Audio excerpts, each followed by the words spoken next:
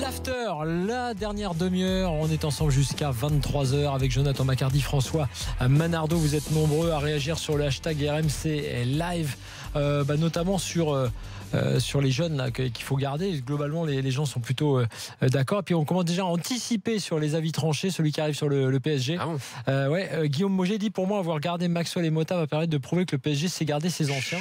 Donc voilà, c'est ce que Jonathan va nous expliquer dans quelques instants. Je vous rappelle que vous pouvez vous inscrire pour le quiz. Vous appelez le 32-16, vous jouerez soit avec Jonathan, soit avec François. Et puis, je vous rappelle quand même l'info du jour, elle est officielle maintenant. Lacazette va bien jouer à Arsenal. On l'a appris à 18h01 pour 53 millions d'euros plus 7 millions de bonus. C'est la plus grosse vente réalisée par Lyon. C'est le plus gros achat réalisé par Arsenal dans son histoire. Il aura, l'ami Lacazette, 11 millions, c'est ça, de salaire, 11 millions par an. Voilà le salaire de Lacazette du côté d'Arsenal. C'est l'heure de la vie tranchée de Jonathan Macardy. Il est dans le dur là, Messi. Il y a des gens qui l'ont tiré à boulet rouge dessus, dont Diego Maradona. En l'état des choses, il ne reprendra pas. Et toi, tu nous parlais de Mota, de Maxwell. Paris construit son identité. Écoute, on a appris là donc que Thiago Motta a finalement trouvé un terrain d'entente avec Enrique pour prolonger son contrat au Paris Saint-Germain. Donc c'est un contrat d'une saison avec une reconversion dans le staff du club. J'ai été assez agréablement surpris, même si c'était dans les tuyaux, de voir Girard Maxwell lors de la reprise du Paris Saint-Germain. On sait qu'il maintenant qu'il va avoir un poste de directeur sportif adjoint. C'est encore à préciser, mais il va avoir un rôle important dans le staff. Et en fait, tout ça, je suis assez content de le voir parce que c'est quelque chose que j'attendais de la part du Paris Saint-Germain QSI depuis assez longtemps. Quand on regarde en fait tous les gros clubs, que ce soit le Bayern, j'ai beau faire dessin, c'est bourré d'anciens à tous les échelons administratifs et institutionnels du club. On regarde la Juve, il y a Nedved qui occupe une part prépondérante dans l'organigramme Bianconeri. Au Real Madrid, pas la peine de vous faire un dessin, il y a l'entraîneur. Au Barça, c'est pareil. Et quand on fait la liste de tous ces grands clubs, de tous ces clubs qui sont à la fois bons sportivement, dans le top sportivement, mais à la fois qui sont des institutions qui pèsent dans le football européen, à chaque fois, on constate la présence d'anciens. Et moi je trouve ça très très bien que le Paris Saint-Germain se mette dans cette voie-là. De voir Thiago Motta, pourquoi pas prendre les U19, parce que, je dis pourquoi pas, parce que j'ai vu pas mal de débats sur les réseaux sociaux et je suis tout à fait d'accord avec ces débats. Il va quand même falloir qu'il apprenne à entraîner, mais je pense qu'il en a les capacités et l'intelligence et le potentiel pour devenir un très très bon entraîneur. Donc de le voir prendre les U19 et donc s'inscrire dans l'organigramme du Paris Saint-Germain, c'est quelque chose de nouveau. De voir Maxwell intégrer la direction sportive, c'est quelque chose de nouveau aussi.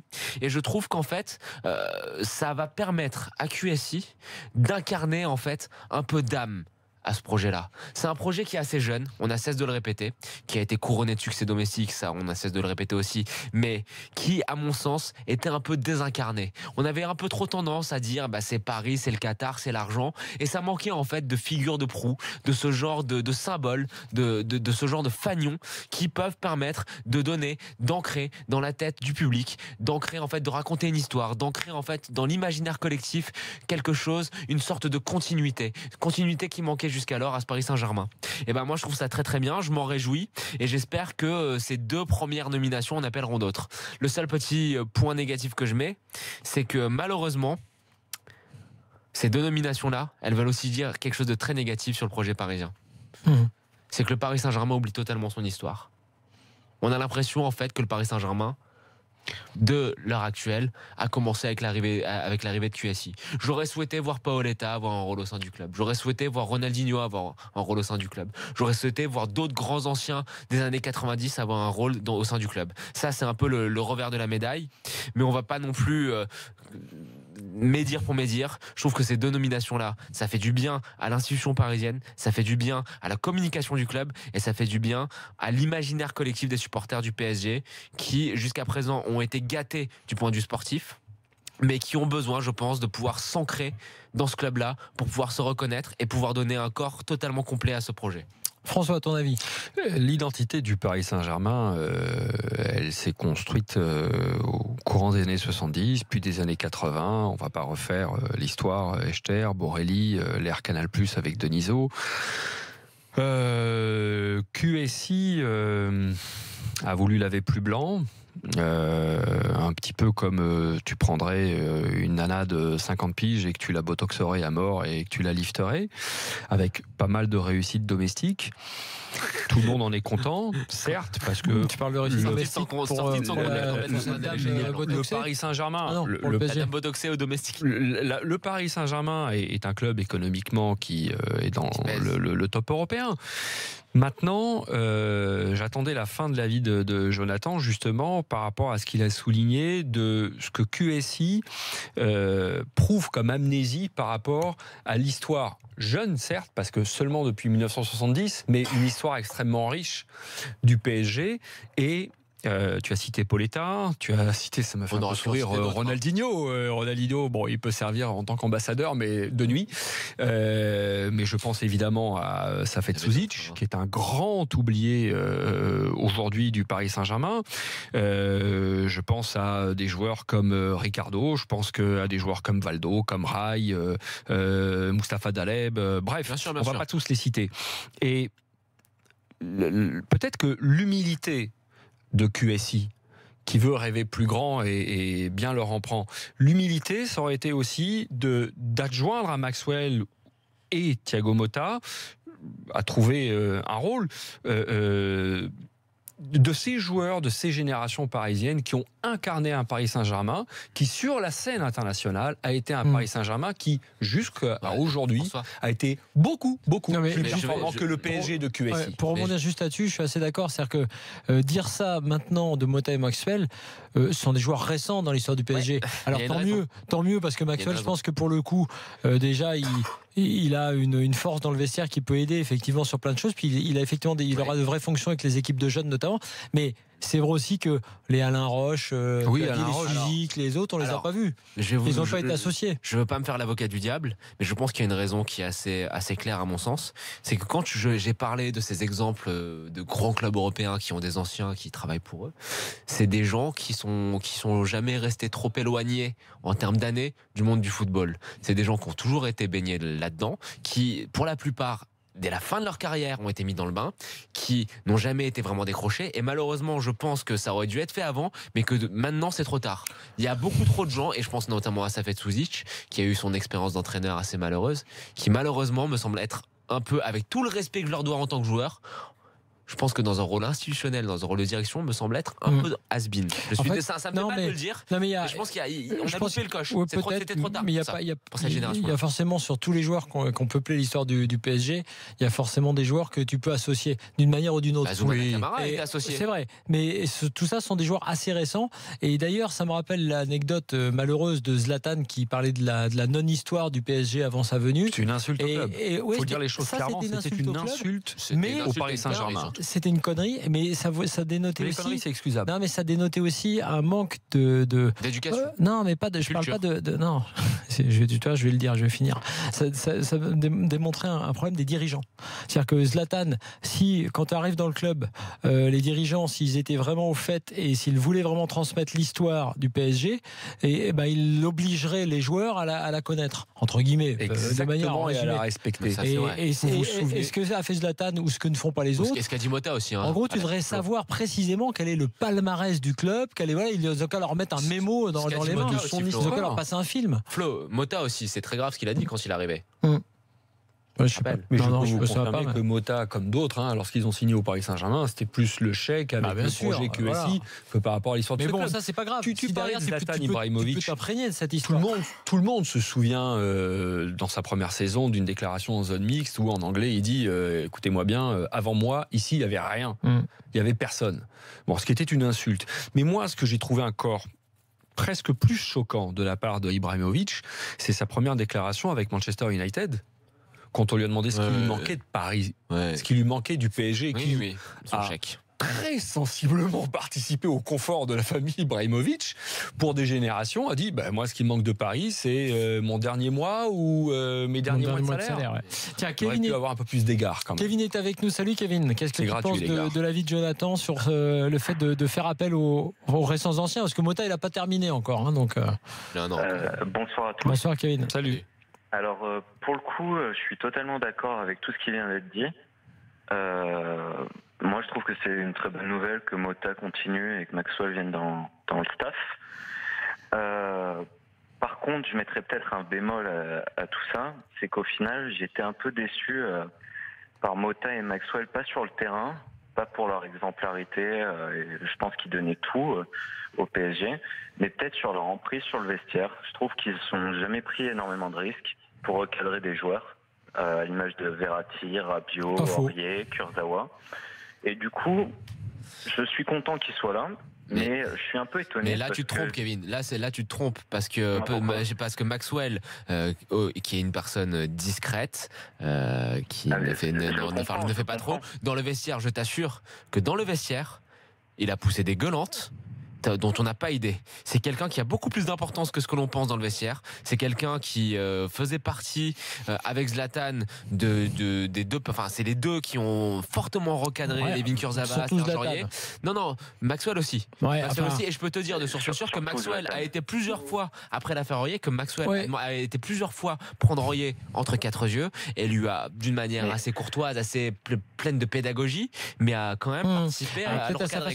Mais là où je rejoins Kevin, par exemple Mota, que j'aime beaucoup moi par ailleurs, de par sa capacité à venir devant les médias quoi qu'il arrive, j'aime bien ce joueur, y compris son petit côté vicieux sur le terrain, mais bon voilà. Je suis assez d'accord avec toi Kevin sur le fait que Mota, à part mettre sous pression les dirigeants chaque été assez habilement et tout, je l'ai pas autant vu être influent effectivement dans les moments compliqués du Paris Saint-Germain. C'est quelqu'un qui était classe, qui était dans son rôle, qui adorait des autres joueurs, mais je l'ai pas vu prendre on se trompe, tu les vois les matchs. Moi je le vois sur le terrain, je l'ai pas vu beaucoup. Je l'ai pas vu reprendre un coéquipier de volley. Ce qui est très intéressant, c'est de voir sur les réseaux sociaux toutes les petites vidéos des gens qui travaillent au sein du Paris Saint-Germain et qui sont pas forcément très discrètes sur ce qu'ils peuvent mettre ou ne pas mettre. Il y a plein de petits instants volés. Il y a aussi les émissions internes du club où on voit les moments de vestiaire. Et c'est quelqu'un qui parle beaucoup. C'est quelqu'un qui parle beaucoup, qui recadre beaucoup les autres joueurs et qui a une autorité qui me semble être quand même assez forte sur le vestiaire. Je doute pas de ce que tu dis, Jonathan, mais je pense qu'à un moment donné, il faut aussi en parler publiquement, en fait, tout simplement. Parce que eux se permettent de faire des choses publiquement qui sont graves. Du coup, si tu leur parles entre quatre yeux et qu'il se passe rien, à un moment donné aussi, il faut peut-être les mettre. Je pense que c'est pas leur mentalité. Je pense que c'est des joueurs qui sont un peu plus âgés et qui ont été formés à une époque où ce qui se passe dans le vestiaire reste dans le vestiaire. Et je t'assure, par exemple, on va reprendre le cas Aurier, les infos qu'on avait eues à RMC, il y a eu, qui sont trouvables sur le site.